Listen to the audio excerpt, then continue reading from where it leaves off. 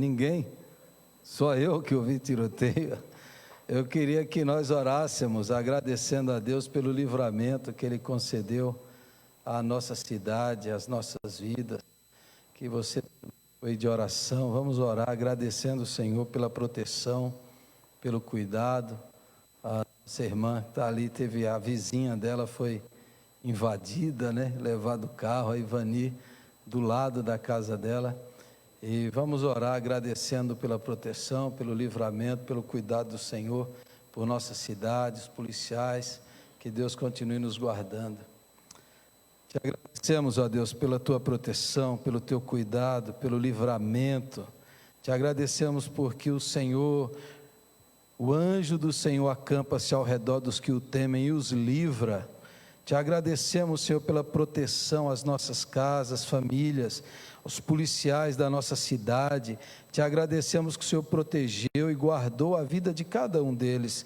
Oramos, ó Deus, para que o Senhor continue fortalecendo a nossa fé, nos fazendo confiar mais, buscar mais, depender mais, que essas adversidades que têm acontecido à nossa cidade, levem as pessoas a voltarem-se para o Senhor, a dobrarem os joelhos e clamarem o nome de Jesus.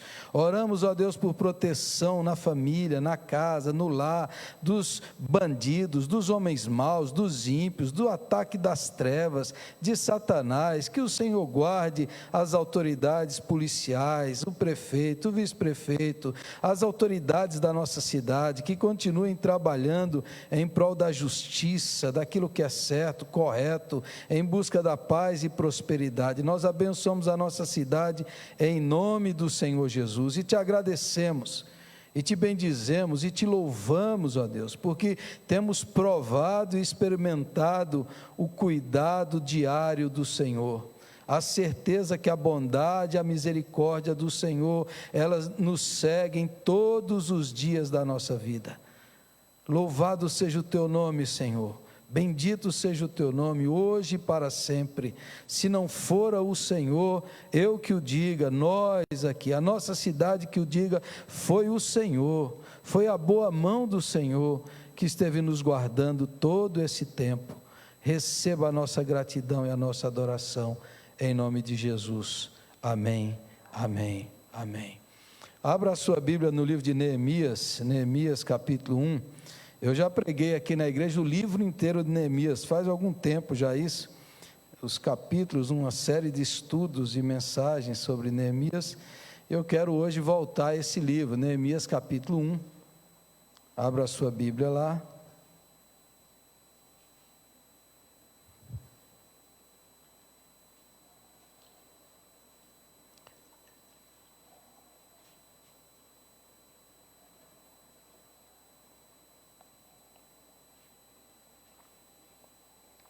Neemias é o livro da restauração, da reconstrução de Jerusalém, do povo de Deus. Neemias capítulo 1.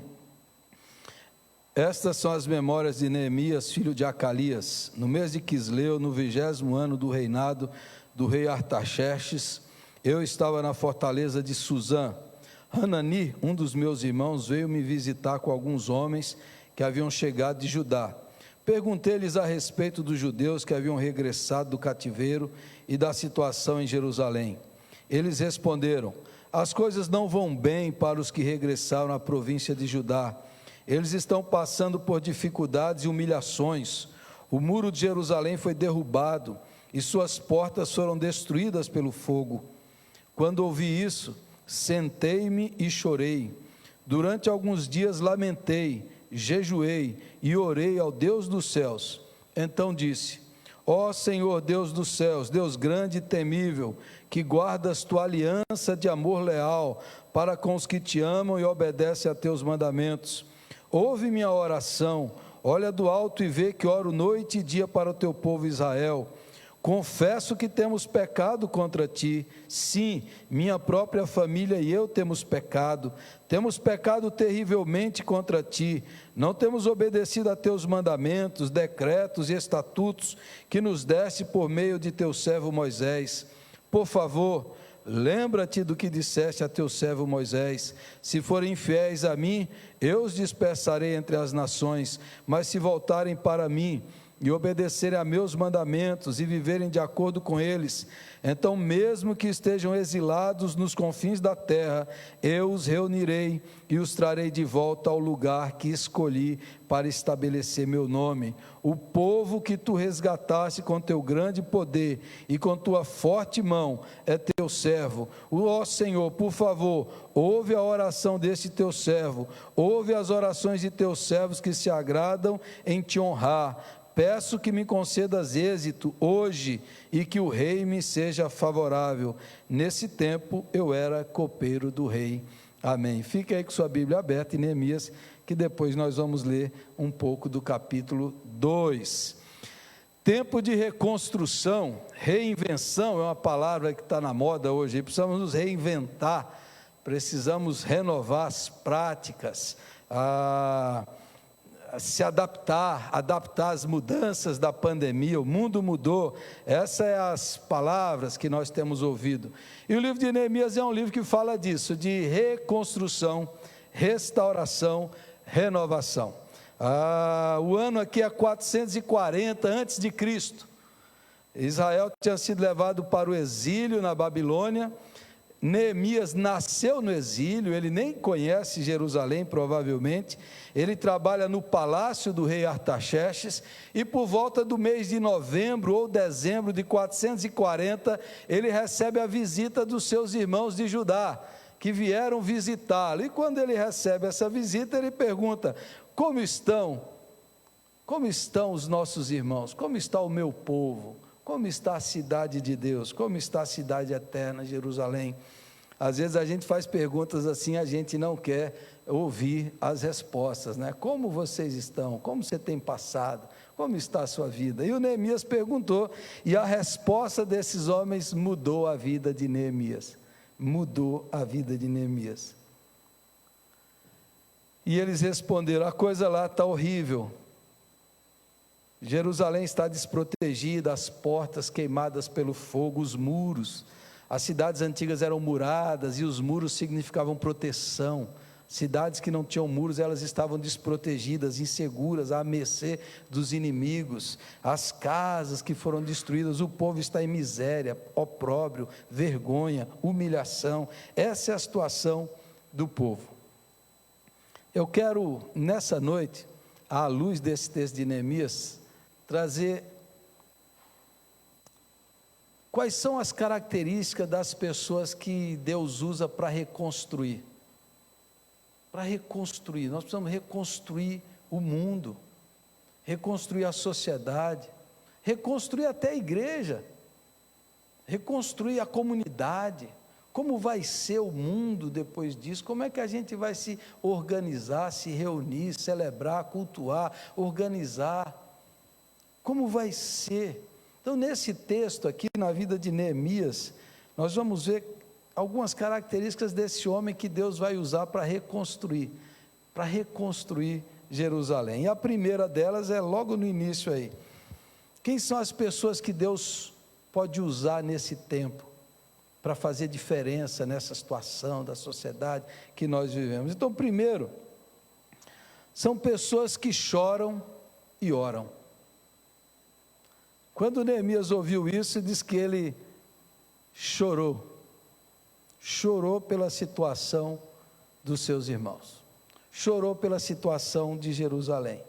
Ele foi tomado de uma emoção, que ele começa a jejuar, chorar e orar.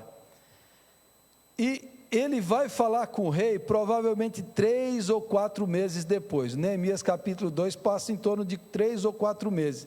Esse período ele passa orando, lamentando e jejuando. O capítulo 1 resume a sua oração, mas ele é tomado de uma emoção. Eu tenho estudado muito sobre emoções nesse tempo, tenho pesquisado muito, e as emoções, desde a filosofia grega, desde os gregos, a cultura grega, eles tinham problemas com as emoções. O Deus grego não era um Deus emocional. Quando o cristianismo começou a se espalhar, Os filósofos gregos acreditavam que Deus não podia ter emoções, era um Deus apático.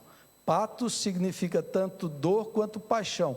Então o Deus dos gregos era um Deus sem paixão.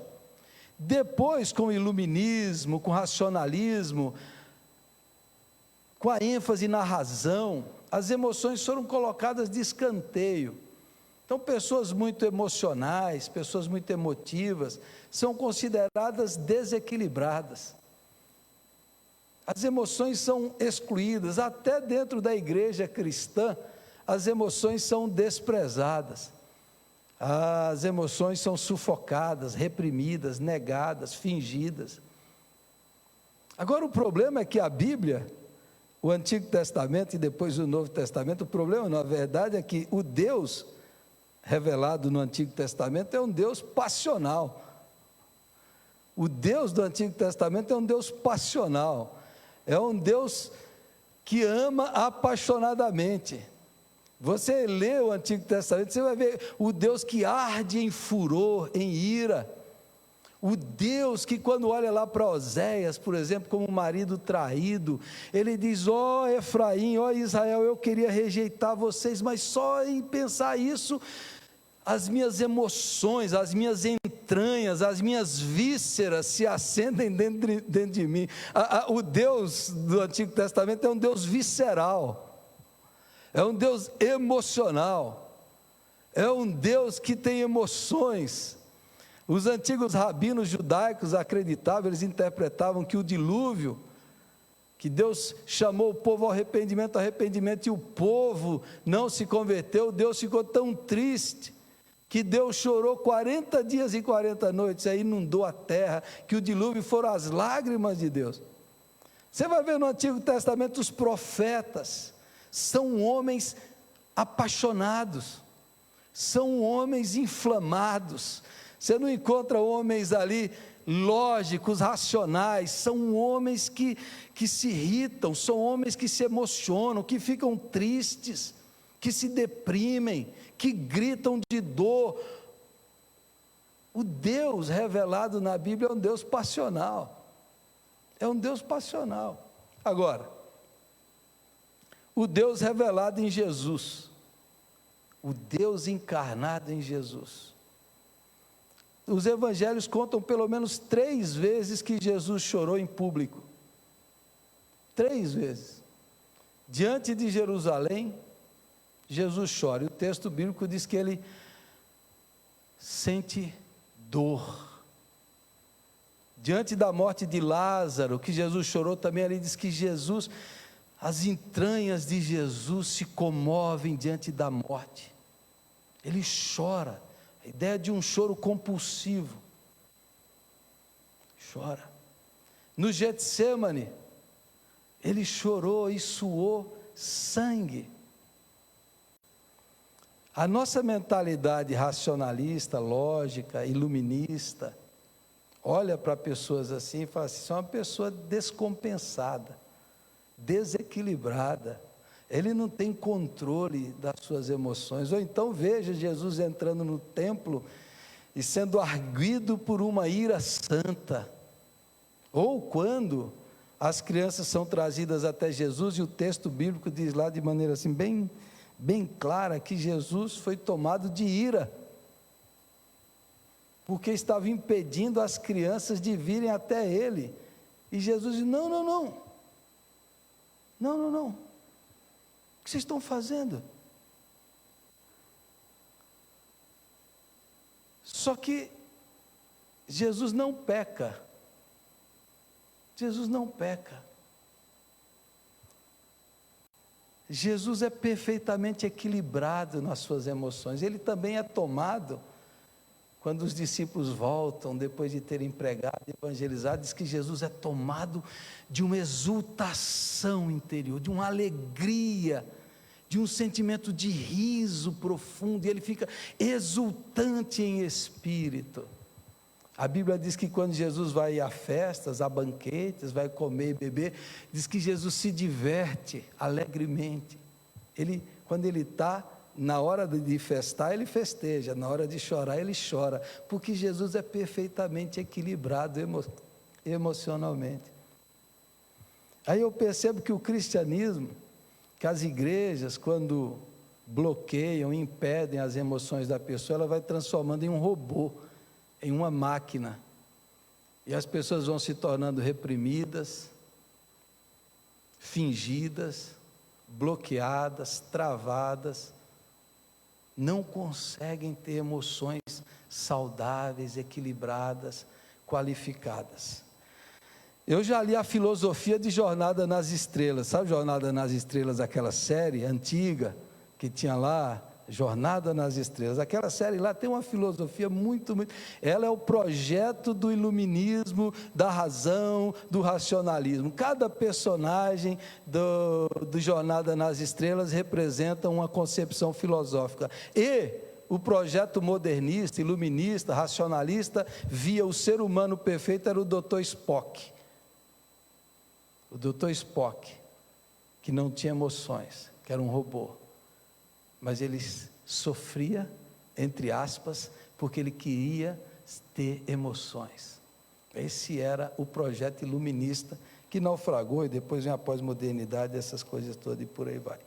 Mas por que eu estou falando isso? Porque nesse tempo de pandemia, com tanto sofrimento, com tanta morte, tanta coisa ruim acontecendo, para nos proteger,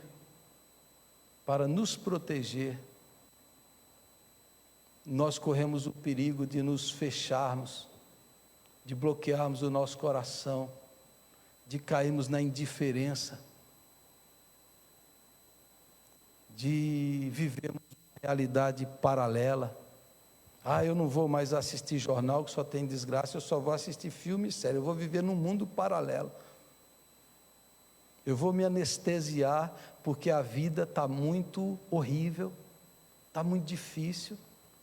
Eu vou fugir dessa realidade, eu vou me abster disso daí, e aí nós corremos o risco de cair talvez no pior pecado que a gente pode viver nesse tempo, que é o pecado da indiferença. Indiferença diante do sofrimento, indiferença de ter o coração gelado, frio, bloqueado, de termos os nossos sentidos espirituais travados, de não ouvirmos conforme nós cantamos a voz de Deus no meio da calamidade. Nós corremos o risco de nos tornarmos pessoas geladas nessa hora que nós precisamos de gente sensível, de gente que tem emoções no lugar, equilibradas, saudáveis, santas, de gente que acredita que a segunda bem-aventurança do Sermão do Monte é: bem-aventurados os que choram, não porque chorar é bom, mas porque os que choram serão consolados pelo Senhor. É uma promessa de Deus. A gente corre o risco de fugir da realidade e deixar os outros padecendo, sofrendo, e nos tornarmos indiferentes à dor, ao sofrimento, à tristeza, ao opróbrio, e nos tornarmos insensíveis, duros de coração, pessoas que já não carregam mais o Deus da Bíblia. Ele guarde a palavra apatia. Apatia tanto é dor quanto paixão, patos, a paixão de Cristo. Então, a apatia é sem paixão, sem sentimentos. Simpatia é quando você une-se com o sentimento do outro, mas empatia é quando você sente a dor do outro, o sentimento do outro, quando você se coloca no lugar do outro. O Deus da Bíblia é extremamente empático, e o Neemias aqui, ele desenvolve, ele sente, quando ele ouve falar, ele chora, ele jejua, ele clama, ele fica triste, ele chora e ele ora, porque se a gente chorar sem oração, você cai na depressão, mas se o choro nos leva à oração, a oração nos leva ao consolo, conforto, ânimo, poder, alento, graça de Deus na nossa vida. Chorar na presença de Deus, chorar diante de Deus, apresentar para Deus suas dores, as dores dos outros, o sofrimento dos outros, seus, chorar diante de Deus, porque aqueles que choram diante do Senhor serão consolados. Aleluia. Então, irmãos, chore na presença de Deus, chore, entregue, coloque, confie, entregue ao Senhor suas tensões, seus medos, seus pedidos, o sofrimento, a dor do outro, a tristeza do outro. Pega tudo isso e leva ao Senhor e desabafa, e descarrega, e coloca diante do Senhor, leva para Deus, porque nós somos humanos, nós somos de Deus, nós somos gente, e nós precisamos da ajuda do Senhor. Então, Senhor, ouve a nossa oração e nos consola nesse tempo. Não fuja, não se torne indiferente. Na Segunda Guerra Mundial teve um homem, um judeu, professor, intelectual, se tornou um escritor famoso, e ele fez um discurso memorável, quando ele foi convocado aí na Casa Branca, em 1999, e ele fez um discurso lá chamado Os Perigos da Indiferença. Elie Wiesel teve toda a sua família morta pelos nazistas, perdeu tudo, ficou no campo de concentração vários anos, experimentando o inferno na terra. Ele conseguiu sobreviver, e daí ele escreveu muito sobre a indiferença, e fez um discurso memorável sobre os perigos da indiferença. Ele diz o seguinte: de certa forma, ser indiferente a esse sofrimento é o que faz o humano ser desumano. A indiferença, no fim das contas, é mais perigosa que a raiva e o ódio. A ira, às vezes, pode ser criativa. Alguns escrevem um poema, uma grande sinfonia. Alguns fazem algo especial para a humanidade porque estão com raiva da injustiça que presenciaram. Mas a indiferença nunca é criativa. Até o ódio às vezes pode extrair uma resposta. Você luta com ele, você o denuncia, você o desarma. A indiferença não extrai uma resposta. A indiferença não é uma resposta. A indiferença não é um começo, é um fim. E, portanto, a indiferença é sempre a amiga do inimigo, já que beneficia o agressor, nunca a sua vítima, cuja dor é aumentada quando ele ou ela se sentem esquecidos. O prisioneiro político em sua cela, a criança faminta, os refugiados sem teto, não responder à sua situação, não aliviar sua solidão por meio do oferecimento de um brilho de esperança, é exilá-los da memória humana. E ao negar a humanidade dessas pessoas, nós traímos a nossa. No lugar de onde eu venho, a sociedade era composta por 3 simples categorias: os assassinos, as vítimas e os espectadores. O nazismo prosperou e matou 60 milhões de pessoas, porque a população de bem se tornou indiferente. As pessoas que Deus vai usar são pessoas sensíveis, são pessoas que entendem o plano de Deus, o amor de Deus, que têm suas emoções santificadas, são pessoas que se compadecem, são pessoas que sentem a dor do outro, são pessoas como Neemias, que poderia ter se tornado indiferente. Não tem nada a ver comigo, eu estou bem aqui no palácio, a minha vida está tranquila, estou sossegado, está bem, mas ele foi tomado da paixão de Deus, porque Deus compartilhou a sua dor. Eu contei aqui, vou repetir, porque eu fiquei muito impressionado,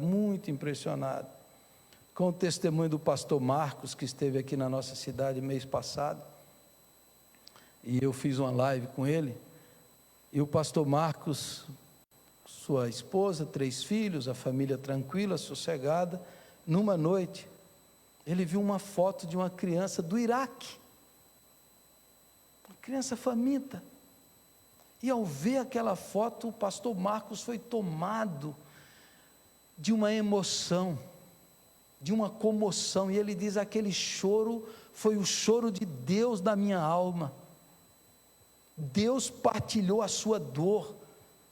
Na linguagem do rabino Joshua Heschel, Deus não compartilha as suas palavras com os profetas, Ele compartilha o seu sentimento. E Deus compartilhou o seu sentimento com Neemias e compartilhou com o pastor Marcos, nessa noite, que no outro dia ele falou: eu preciso ajudar essas crianças.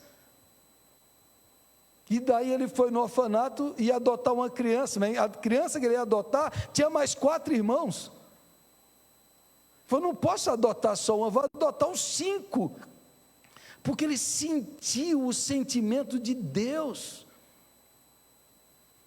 Meus irmãos, a gente tem que proteger o nosso coração de ficar deveras depressivo, desanimado, mas esse tempo que nós estamos vivendo é tempo de lágrimas. Se tem um crente que não chora com a dor do outro, com a morte do outro, com a tristeza do outro, você precisa rever suas emoções. É tempo de dobrar o joelho, é tempo de levar ao Senhor nosso lamento, nosso clamor, e derramar diante de Deus a dor do mundo, a nossa dor, a dor dos outros, e chorar, e clamar, e interceder. É tempo de se voltar para Deus. É tempo da gente levar: Senhor, nós precisamos do socorro, da intervenção. Esse é o tempo. Eu dizia essa noite aqui do tiroteio, talvez tenha sido a maior reunião de oração de Botucatu, porque todo mundo se voltou para Deus. E aí, quando um problema nos leva a orar, o problema já fez mais bem do que mal. Se tudo isso em levar o povo a voltar-se para Deus, a se tornar sensíveis, solidários, generosos, empáticos, se tudo isso em levar a humanidade a reconstruir-se, a sentir o outro, a se envolver e voltar-se para Deus, isso aí vai fazer mais bem do que mal. Então, cuidado com a indiferença, cuidado com a insensibilidade, cuidado com o individualismo, cuidado com uma vida muito ensimesmada, cuidado com o foco apenas nas suas coisas, cuidado de se tornar um robô, um alienado, uma pessoa fora da realidade. Cuidado com tudo isso. Que o Senhor mova as nossas emoções e que a gente aprenda a chorar o choro de Deus e orar as orações de Deus. Amém? Foi o que Neemias fez. Segunda característica, são 2 hoje apenas. Ele chora, ele ora, ele confessa os pecados, ele lembra da aliança, ele lembra das promessas, ele lembra do propósito. Neemias sabe que o povo de Israel não pode ser exterminado, não pode ser destruído, porque é desse povo que vai nascer o Messias, o Salvador do mundo. Ele sabe que os planos de Deus não podem ser frustrados, ele sabe da aliança, do amor, ele ora baseado em tudo isso. Ele sabe de tudo isso, ele ora baseado na promessa, na palavra, na promessa a Abraão, na promessa do Messias, na aliança que Deus estabeleceu. Ele faz tudo isso, ele chora e ele ora, e o nome Neemias quer dizer Deus consola. Deus consola. Então ele chora, e a identidade dele é: Deus vai consolar, Deus vai me consolar, e Deus vai consolar Israel através de mim. Deus vai reconstruir Jerusalém, confortar Jerusalém através de mim. Eu trago essa missão, eu sou o consolador. Ele tem o papel do Espírito Santo, porque o Espírito de Deus está sobre ele para fazer isso. Então, pessoas da reconstrução, além de ter emoções santas são pessoas, no capítulo 2, são pessoas que aproveitam as oportunidades. Olha o capítulo 2 de Neemias. No mês de Nisan, no 20º ano do reinado do rei Artaxerxes, eu estava servindo vinho ao rei. Nunca eu tinha estado triste em sua presença. O rei me perguntou: por que está com o rosto tão triste? Você não parece doente? Deve estar profundamente angustiado. Fiquei com muito medo, mas respondi: que o rei viva para sempre. Como meu rosto não pareceria triste? A cidade onde estão sepultados meus antepassados está em ruínas, e suas portas foram destruídas pelo fogo. O que você deseja que eu faça? Perguntou ao rei. Depois de orar ao Deus dos céus, respondi: se lhe parecer bem, e se o rei for favorável a mim, seu servo, peço que me envie ajudar para reconstruir a cidade onde os meus antepassados estão sepultados. O rei, com a rainha sentada ao seu lado, perguntou: quanto tempo você ficará ausente? Quando voltará? Respondi ao rei quanto tempo ficaria ausente, e ele atendeu a meu pedido. Disse também: se lhe parecer bem, gostaria que o rei me desse cartas para levar aos governadores da província a oeste do rio Eufrates, com instruções para que eles permitam que eu viaje em segurança por seus territórios, até chegar a Judá. Peço ainda que o rei me dê uma carta para levar a Asaf, administrador da floresta real, com instruções para que me forneça madeira. Precisarei desse material para as vigas das portas da fortaleza, junto ao templo, para o muro da cidade e para a minha própria casa. O rei atendeu a esses pedidos, pois a bondosa mão de Deus estava sobre mim. O Neemias era copeiro do rei, um cargo importante, ele tinha acesso ao rei. Ele cuidava ali da alimentação do rei, do que o rei comia, e agora o Neemias, depois de chorar, de orar, ele vai aproveitar a sua oportunidade, ele vai aproveitar o cargo, a função que ele exerce, o acesso que ele tem. O rei vê aquilo e o rei fala: o que você quer, Neemias? Você está triste assim? E o Neemias já pede: eu quero voltar à minha cidade, a cidade dos meus antepassados, eu quero reconstruir aquela cidade. E o rei fala: então quanto tempo você precisa? Tanto tempo. Eu vou.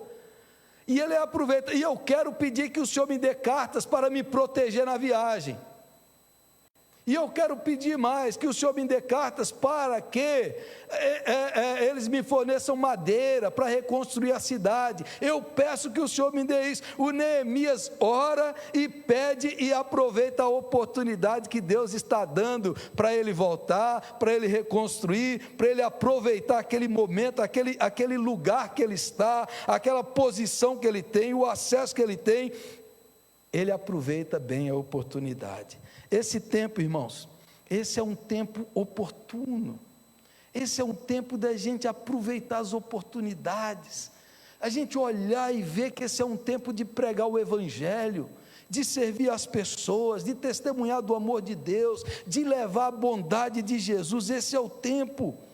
Abra a sua Bíblia em Efésios capítulo 5, verso 15 e 16, Efésios 5, verso 15 e 16 diz o seguinte: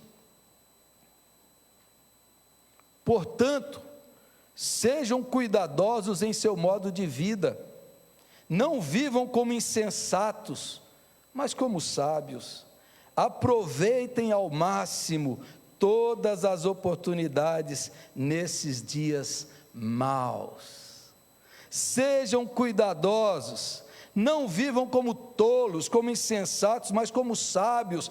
Aproveitem ao máximo todas as oportunidades nesses dias maus. Aproveite ao máximo. Quais são as portas que Deus está abrindo? Quais são as oportunidades que Deus está te concedendo? Quais são as situações que o Senhor está te colocando? Talvez você já tenha lido aquela famosa frase de Albert Einstein sobre a crise, que ele diz que a crise é a mãe da criatividade. A crise é a mãe da oportunidade, é a crise que faz surgir as maiores e melhores invenções. No lugar de conforto e de comodismo, não surge nada novo. Nós precisamos da crise, diz Einstein, porque é a crise que nos faz criar, inventar, renovar, reinventar. É a crise que nos tira do conforto que não produz nada, do conforto que sempre fica do mesmo jeito. É a crise que nos empurra, é a crise que acelera as mudanças, é a crise que cria coisas novas, que a gente precisa aproveitar. É a crise, as oportunidades. O Neemias está diante do rei e ele fala assim: eu vou aproveitar. Você sabe que uma das piores crenças que acomete a cultura brasileira é a crença do fatalismo. Pessoas que têm essa mentalidade fatalista, elas têm a tendência de ser extremamente infelizes, porque o fatalismo é a crença de que as coisas são assim e sempre serão assim. Você acha que a gente tem poder de mudar o Brasil, de mudar a situação? Você acha que a gente tem poder de mudar o que está acontecendo? Você acha que a gente pode mudar alguma coisa no mundo, na história? o fatalismo acredita, não, é assim que está escrito, é o destino, é a sina, é o karma. O fatalismo é uma desgraça. Tem até variantes do calvinismo que acreditam no calvinismo determinista, que acha que Deus já determinou tudo que vai acontecer. Eu não acredito nisso, isso não está na Bíblia. Deus não determinou tudo que vai acontecer. É só você ler a Bíblia com cuidado, você vai ver que nós somos parceiros de Deus na construção do futuro. O futuro pode ser mudado quando a gente anda com Deus, e você vai ver a oração, você vai ver os homens de Deus mudando a história, mudando sinas, mudando estigmas, mudando destinos, influenciando a história. É o que a Bíblia inteira mostra. Deus não determinou, está tudo determinado, está tudo escrito, é assim que vai ser mesmo. Quem vive assim é aquela pessoa passiva, acomodada, vive lá no sofrimento, vive e aceita o sofrimento, aceita o pecado, aceita o vício. Eu não vou mudar, é assim mesmo. Meu pai era assim, meu avô era assim, eu também vou ser assim. Essa é a crença fatalista. Agora o Neemias,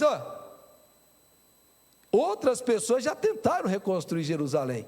Neemias não foi o primeiro, já houve tentativas, mas o Neemias sabe que agora ele está fazendo o que Deus mandou. Neemias capítulo 2, eu não li isso no versículo 12, é muito importante, Neemias 2,12, esse versículo para ficar bem claro, diz assim: assim cheguei a Jerusalém 3 dias depois, versículo 11, versículo 12, saí discretamente durante a noite, levando comigo uns poucos homens, não havia contado a ninguém os planos para Jerusalém, que Deus tinha colocado em meu coração.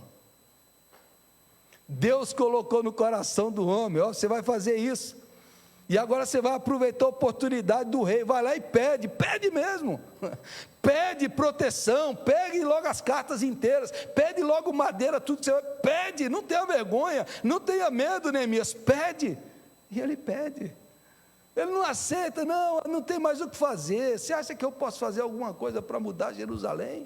Você acha que eu posso fazer algo? Essa mentalidade é que deixa os países, as pessoas, as famílias no pecado, no sofrimento, na miséria. É essa crença que impede o crescimento, a mudança, a santificação, a salvação, a transformação de vidas. Essa crença fatalista. Por isso que Paulo diz: aproveite ao máximo as oportunidades. Aproveite ao máximo. Há muito tempo atrás eu vi a história de um irmão crente do Senhor, um homem de Deus. Eu lembrei dessa história agora. Ele trabalhava na universidade, era professor universitário. E tinha um outro professor lá, um francês, que morava aqui no Brasil, que dava aula também. E esse crente falava para ele de Jesus, do amor, e ele falava: não acredito nisso, é bobagem. Ria, zombava. Um dia esse professor crente encontrou o François, o nome desse outro francês. Chegou para ele e disse: François, Deus te ama. Quando falou isso, o François estava triste. Ele falou: o que aconteceu, meu amigo? Ele falou: a minha mulher teve um acidente, está paralisada na cama. E esse professor crente ouviu a voz do Espírito Santo falando com ele. Essa é a sua oportunidade. Essa é a oportunidade do François e a sua família conhecer o poder de Jesus. E esse professor crente chegou para ele e falou assim: ô François, eu queria orar por ela. E ele respondeu: mas a gente não crê. Ele falou: não, mas Deus crê em você, François. Deus acredita em você.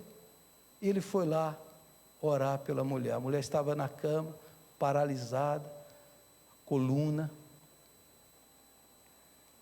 E ele sentiu no coração, Deus pôs no coração dele. Ele falou para aquela mulher: eu vou orar por você. E ela respondeu igual o marido: mas eu não creio no seu Deus, eu não creio em Deus. E o professor crente respondeu: não importa, importa que Deus acredita em você. O François colocou a mão sobre ela e começou a orar. Em nome de Jesus. A mulher disse que quando ele orava, um fogo passou na sua coluna, queimando tudo, e veio um impulso sobre ela. Quando ele terminou de orar, a mulher ficou em pé, curada. E eles se voltaram e falaram assim: o seu Deus é verdadeiro, o seu Deus é verdadeiro. As oportunidades que Deus coloca, as oportunidades, as portas que Deus abre, é nessa hora que Deus está abrindo portas, para a gente mostrar que o nosso Deus é vivo, que o nosso Deus é real e que Ele é poderoso. Nessa noite, enquanto eu orava do tiroteio, o Senhor falou para você: crê que a oração é mais poderosa que os fuzis? Eu creio, Senhor, eu creio que a oração é o poder maior dessa terra. Eu creio no seu poder, que o Senhor pode impedir, o Senhor pode travar. O Senhor é Deus, louvado seja o nome do Senhor. As oportunidades. Vocês sabem que no ano 180, na Roma antiga, no Império Romano, Roma foi acometida por uma peste, chamava peste antonina, matou em torno de 5 milhões de pessoas, 1/3 das cidades morreram.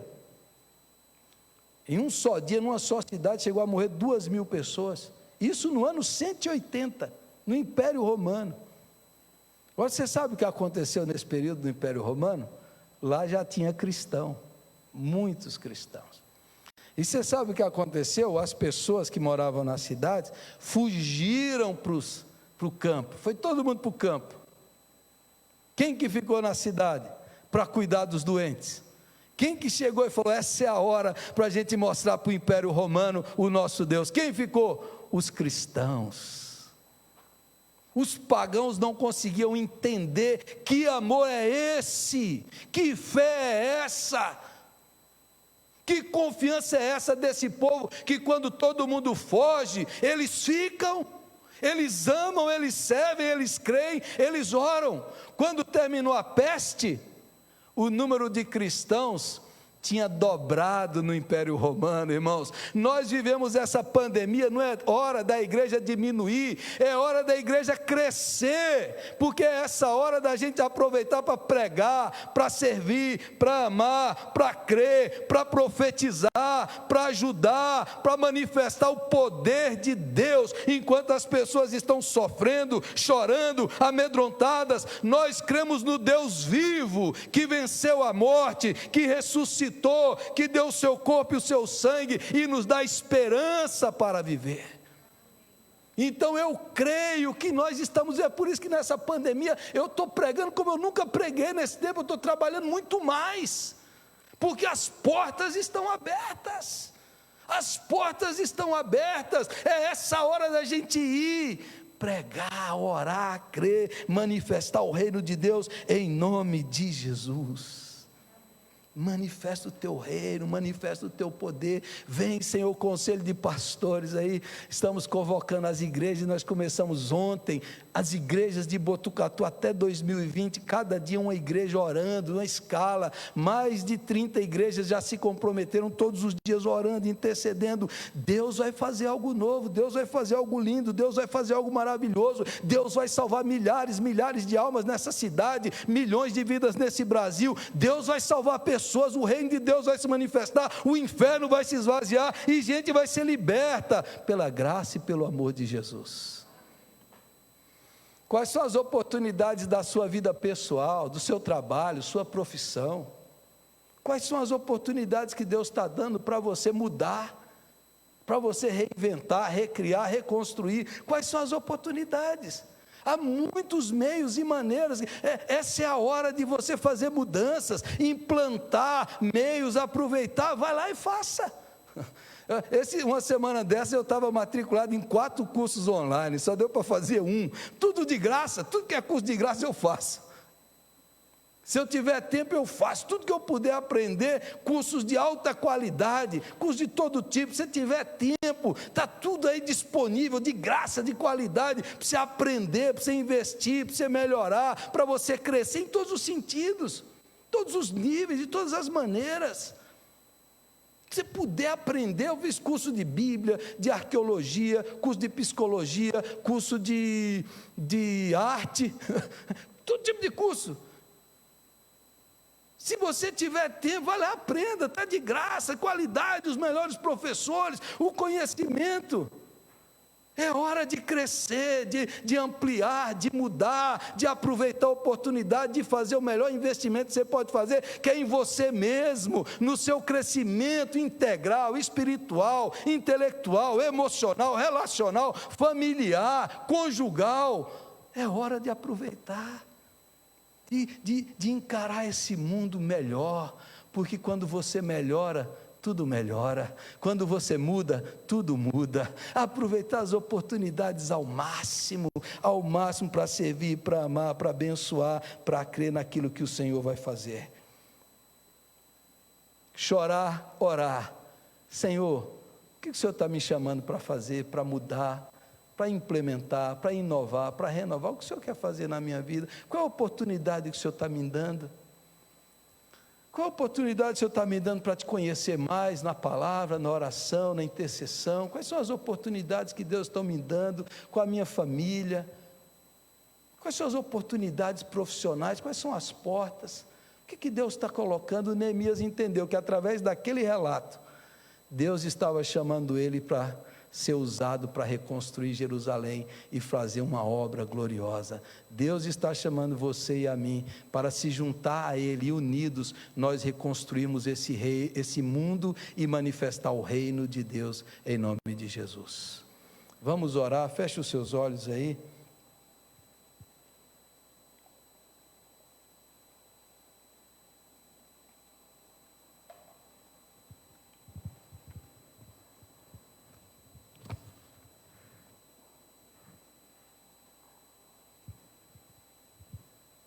Peça para o Espírito Santo trazer sensibilidade ao seu coração, ouvir a voz de Deus na sua vida. A voz de Deus chega às vezes com um pedido de ajuda. A voz de Deus chega às vezes com o clamor de alguém. Quais são as portas que Deus está abrindo para você? As portas familiares, profissionais, espirituais. Quais são as oportunidades que Deus está colocando diante de você nessa noite, que o Espírito Santo está trazendo na sua vida? Fale com o Senhor agora, fale: Senhor, eu quero ser sensível à tua voz, eu quero depender da tua graça.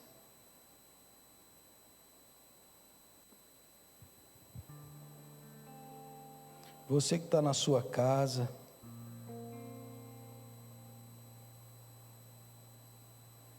qual é o chamado que Deus está fazendo na sua vida?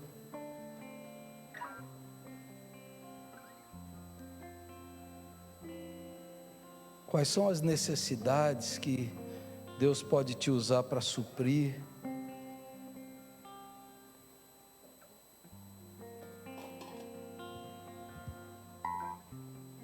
Quem sabe o seu coração anda muito gelado, e faz tempo que você não chora na presença de Deus, que você não derrama seu coração.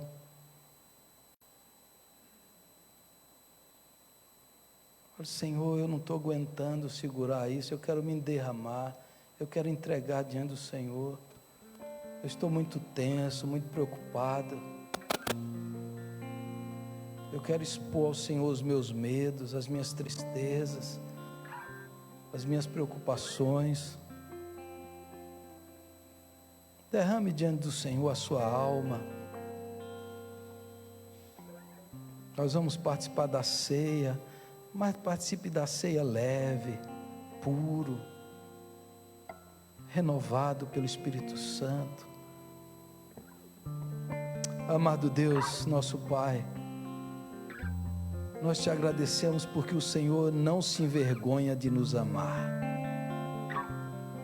O Senhor não se envergonhou de nós, de revelar seus sentimentos. o Senhor não se escondeu, nem se ocultou, nem se envergonhou de chorar por nós. E agora, como Neemias, o Consolador, ajuda-nos a chorar com os que choram, ajuda-nos a sermos empáticos, livra-nos, ó Deus, de uma vida individualista, livra-nos de uma vida da indiferença, dá-nos as santas emoções do Espírito Santo, como o Senhor deu a Neemias. Senhor, tira o nosso coração frio, gelado, que nesse tempo nós possamos sentir as dores do mundo, mas que isso não fique conosco. Nós queremos entregar para o Senhor nas tuas mãos agora, porque nós não damos conta, Senhor, nós não somos suficientes para levar essas dores todas. Por isso nós queremos deixar nas tuas mãos os nossos medos, ansiedades, as dores dos nossos amigos, o luto de pessoas queridas. Nós queremos levar tudo para o Senhor. Nós queremos apresentar os nossos olhos molhados de lágrimas para serem enxugados pelas mãos gloriosas do Senhor Jesus Cristo. Queremos ser consolados, confortados, animados, encorajados, avivados, aquecidos e fortalecidos pelo Senhor. Queremos nessa noite participar do corpo e do sangue, da vida de Jesus, que nos fortalece, que nos anima. Que a vida de Jesus que foi derramada na cruz seja provada nesse pão e nesse cálice, seja experimentada, seja sentida, seja a presença gloriosa de Jesus que se dá a nós no pão e no vinho. Que cada um aqui nessa noite, Senhor, possa ter a direção do Espírito Santo, possa ter a sensibilidade para ouvir a Tua voz, para entender as oportunidades que o Senhor está dando, as portas que o Senhor está abrindo, o chamado que o Senhor está fazendo. Pai amado, em nome de Jesus, em nome de Jesus, fala, direciona, ó Deus, nos dá esse ímpeto e essa paixão de Neemias, para crermos e nos colocarmos à Tua vontade, dizer: Senhor, não importa se antes nunca foi mudado, nós cremos que agora será mudado em nome de Jesus. Nós queremos fazer diferença, nós queremos mudar a história, nós queremos, Senhor, construir um novo tempo, uma nova história, uma nova cidade, uma nova sociedade, cheia do amor de Deus. Nós queremos manifestar o Teu reino, com poder, graça, sinais e maravilhas. Nós queremos ver a Tua glória, Senhor. Nesse tempo nós queremos provar a Tua presença gloriosa, poderosa. Nós queremos experimentar mais do Senhor. Nós não queremos aceitar passivamente a miséria, o sofrimento, a tristeza e o desespero. Nós queremos nos levantar em nome de Jesus e dizer que Jesus vive, Ele é real, Ele cura, Ele salva, Ele liberta, Ele venceu a morte e Ele vai voltar com poder e grande glória. Nós somos aqueles que creem, que confiam, que não se escondem, que não fogem, que encaram e que vencem como Jesus venceu, como Ele enfrentou o mal, a morte, o pecado e destruiu o poder da morte e venceu Satanás e seus demônios e ressuscitou. Aleluia, aleluia, Senhor.